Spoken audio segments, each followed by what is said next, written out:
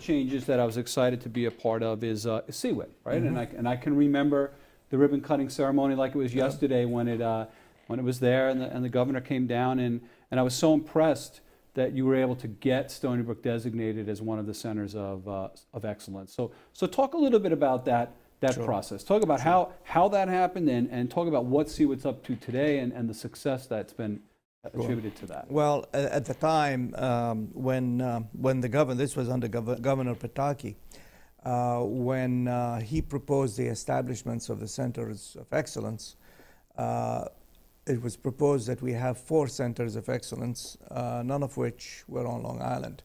And so working at the time with the leadership of a number of companies on Long Island, and in particular CA Technologies and at the time Symbol Technologies, we essentially fought very hard to get a center of excellence designated here on the island. And so we came up with the idea of a center of excellence for wireless and information technology, because those are areas that we felt were very important for Long Island. We already had some existing strength, business strength here. And so we did get that designation. They increased it from 4 centers to 5, and that center was established. The center was established. A few years later, we built the facility essentially to house that center, which is the building, the facility that you've been in a number of times, and it's done remarkably well. When we established that center, the requirement was that we had to match industry money, federal grants, by a factor of 3 to 1. So for every $1 we get from the state, we had to show a matching of $3, and we've more than surpassed that.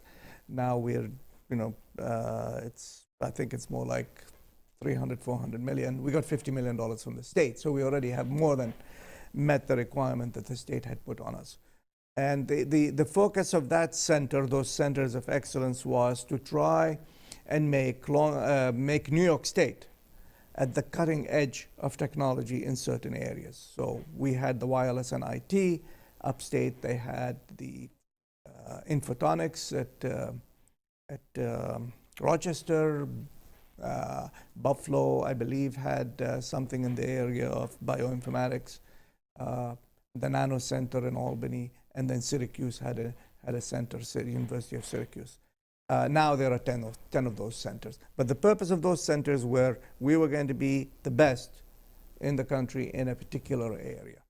And so we did the wireless and IT center, and more recently we added another center of excellence in the area of advanced energy systems. So we have 2, and the state has 10 of those. So we have 2 out of the 10 centers of excellence in the state.